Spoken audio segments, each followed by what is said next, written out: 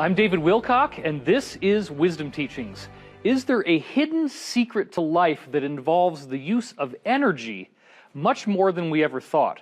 Does life begin as a template in the quantum field before it ever precipitates into biological forms? Is there a way in which a single photon of light can have the code for an entire species of life form on Earth, and can that code be transferred from one organism into another and thus cause direct, absolute genetic evolution in a spontaneous fashion?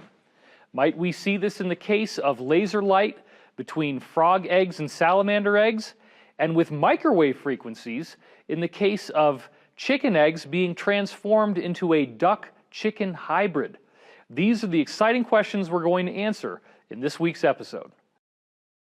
All of the work that we've been doing on this show is leading up to some very arresting conclusions. Let's not forget about what we learned with interplanetary climate change, that we are seeing a totally dramatic transformation of all of the planets in our solar system and the sun, so huge that it frankly baffles me that NASA is not telling us what the heck is going on.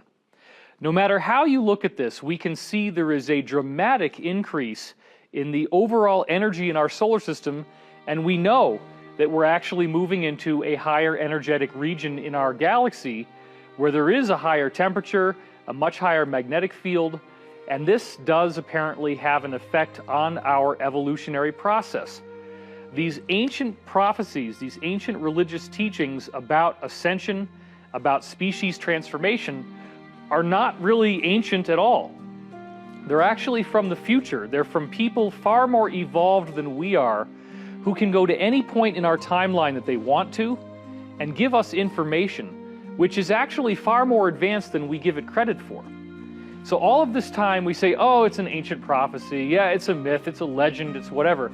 No, look, when you see 35 different spiritual traditions on Earth all telling us the sun is going to do a big flash and it's going to transform what it means to be human in some way, and then you have the physical proof of interplanetary climate change showing us this happening, that is a very, very compelling case. It's a case that cannot be denied. And so we've been building up to this foundation. We went through all of this stuff with the planets changing in the solar system, and now I've taken you through biology, and I'm revealing how the actual makeup of DNA is a harmonic frequency. If you take the double helix of the DNA molecule, you can wrap it around this geometric pattern called a dodecahedron, and what I'm saying is that the dodec is a vibration. The geometry is a representation of a vibrational frequency. So that means the DNA molecule doesn't start as matter. It starts as something apart from matter. It starts as something that is a wave on a very intrinsic level. And that brings us to the exciting work that we've been talking about in previous episodes of Dr. Peter Garyaev. And Dr. Garyaev began his work, as we were saying, with the DNA phantom effect, a very, very bizarre finding in which he took DNA and he put it into a small room, and the DNA absorbs all the light in the room into itself. So it would be the equivalent of if I'm standing here and there's light that normally is all around me in the room, and then suddenly some gravitational force pulls all that light into me, so that the rest of the room is completely dark now, and I'm the only thing that has any visibility. That's how bizarre it is. It's literally like the DNA is a miniature black hole absorbing light, and the really strange part is that when you take the DNA out of the room, a phantom still holds those photons in the double helix pattern. There's no DNA there anymore, but the light is still held in place, and it actually lasts for an astonishing 30 days. Some force is grabbing that light, cramming it into that shape, and keeping it there for 30 whole days. So what does this tell us? This tells us that DNA originates as some sort of underlying quantum blueprint pattern, and we know that pattern is this dodecahedral shape that you can get when you wrap the double helix around that little guy, that little dodecahedron. So what's happening from here is that we also looked at the genetic code, and we saw how the 4 nucleotides are the 4 corners of a tetrahedron, and you move that around inside a dodecahedron, and now the 20 points on the edge of the dodecahedron are your 20 basic amino acids. It sounds crazy, but it answers all of these riddles in genetics where they don't know why certain amino acids will talk to each other and others will not. That's all vibrational. The dodec, the tetrahedron, these forms like nucleotides, amino acids, they are simply the quantum precipitation into matter of something that starts as information. And that's Gareyayev's big model of what he calls supergenes, where he says there is an informational component to life that is the precursor to its physical manifestation. So that gets really strange because we're now looking at life not as a product of matter, but as a product of space and time and energy itself. Life is built into the universe's design from the get-go. And what we've been looking at here really takes us to the next level because Gareyayev's work includes this idea that spontaneous informational change can be introduced to DNA. Let's not forget what we saw in previous episodes regarding the elderly woman who had no teeth left in her mouth, and then he zapped her granddaughter's blood, and by hitting it with the laser, he was able to release photons from that granddaughter's blood that had information to tell the old lady's body how to regrow teeth. And as you see again in this illustration, 4 molars that had not existed in her mouth before grew again. Actually, no, there's 3 molars and there's 1 tooth in the front, as you see there.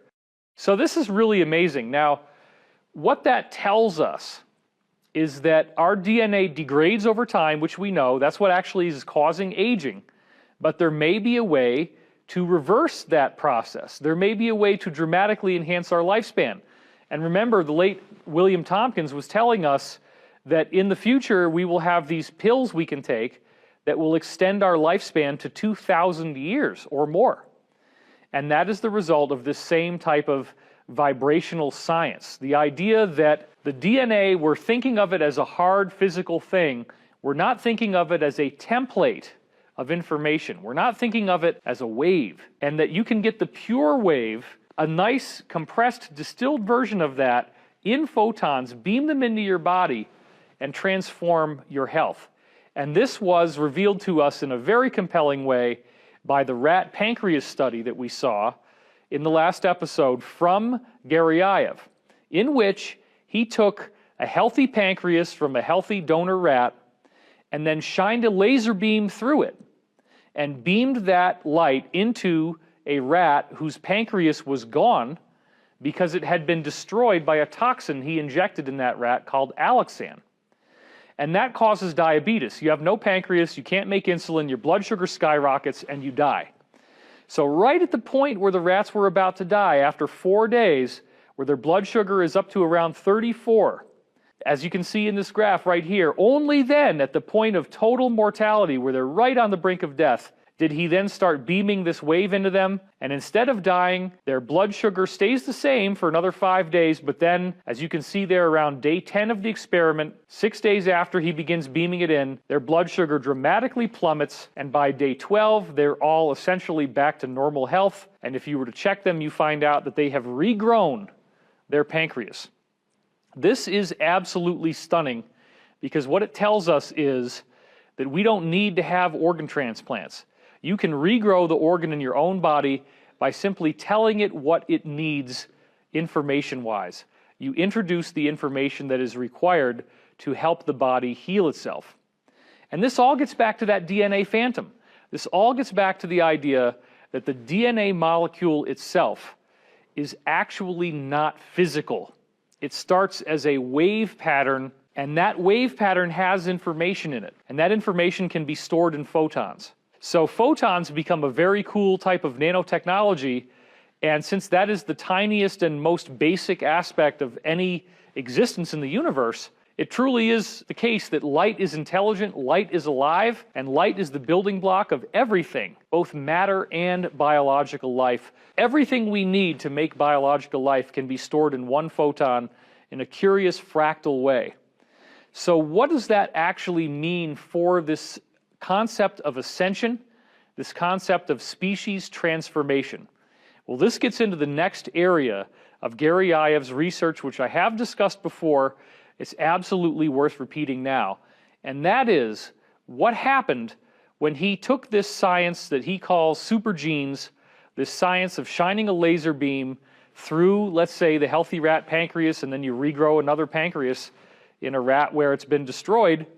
What happens if you don't keep to the same species? What happens if you zap a laser through one species and redirect it into another? Now, generally speaking, you're not going to get an adult species of a particular type of being to actually transform into something else. This is an important point. You have to catch this while it's in the gestation phase, while there are just a few cells that are dividing and reproducing, and at that point, you might only have, let's say, 25 cells that are making that entire being. So if you could zap that small number of cells with a different genetic code, then Gary Ives' research has concluded that you can actually restructure that DNA completely. DNA is a very curious thing where the differences between even the mustard weed and a human being in terms of its genes are very small. We really don't have that much that separates us from all the other species on Earth. The DNA is remarkably similar, and that means that every single type of life that we see on Earth is really just a slight shift away DNA-wise from everything else.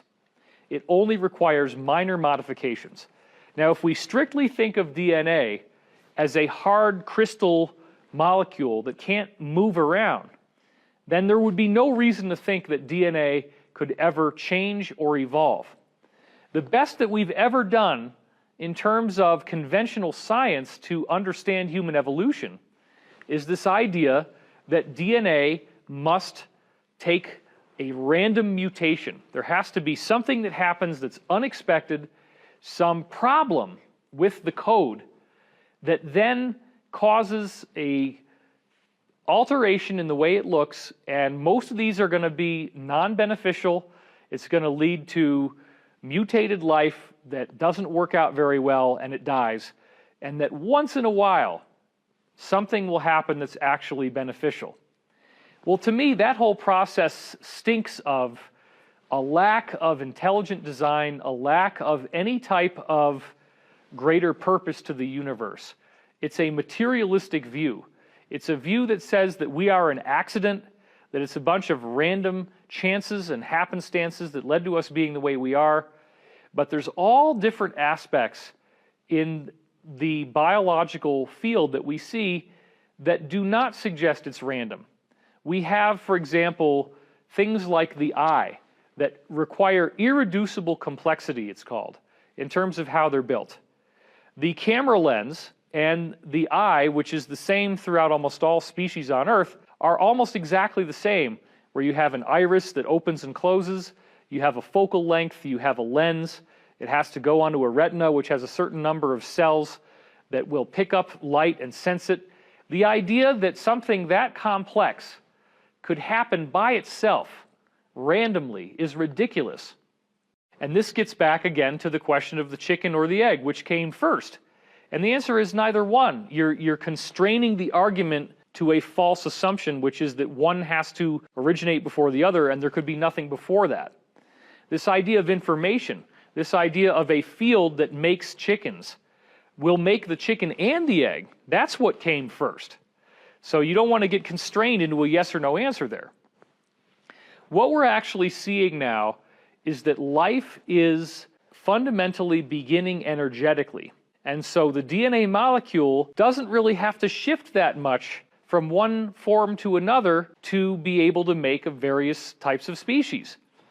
That means that with this new science we're looking at, the science of these photons, a photon can be beamed into one type of DNA and it can actually transform it into something else.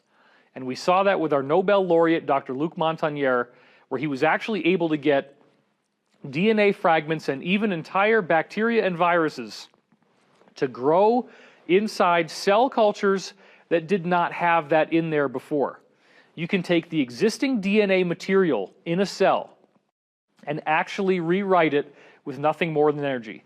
Little molecules are literally jumping around and moving from place to place. They're rebuilding themselves in a new form. And this is that microgravitational force where there's a specific frequency, there's a specific geometric arrangement of that energy that's grabbing things and saying, you go over there, and actually moving it.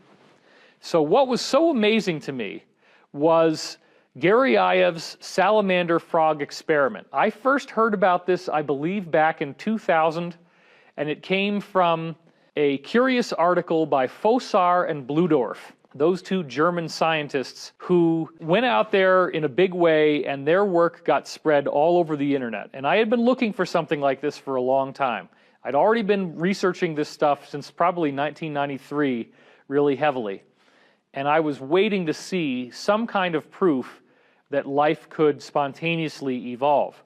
So the Fossar-Bludorf article went very viral on the internet. You still see it everywhere. It often says, it starts with the sentence, the human DNA is a biological internet, and in many ways it behaves just like one. And you type that keyword in, and it is all over the place on the search engines. So this absolutely rocked my world. I already had heard about Garyaev doing other things with the DNA phantom effect, but this was stunning. So it's actually a very simple experiment in its core, because what we're seeing here is that you begin with eggs that were laid by a frog. And of course, inside those eggs is a little zygote, a little tiny blastula of cells, let's say, that hasn't really grown that many cells. So you could actually hit all of these cells simultaneously with a laser beam, and if that laser has the code of a different type of life, it will transform that DNA. That's the idea. So then what Garyaev did is he actually shined the laser through eggs that had been laid by a salamander. And so now you have to scratch your head for a second and say, okay, what happens if you have a hermetically sealed container with salamander eggs and another hermetically sealed container with frog eggs, and you zap a laser through the salamander eggs into the frog eggs? And that's all you do. In conventional biological science, nothing is supposed to happen. But in Garyaev's research, it is totally jaw-dropping, because those eggs that had been laid by a frog got a total DNA rewrite. And they turned into normal salamanders. And then the next question would be, okay, wait a minute. Is this like cloning? No, it's not. Because Dolly the sheep, the first cloned animal that we've heard about, had all kinds of genetic problems. There were mutations, there were abnormalities, and there was an early mortality. In the case of something like this,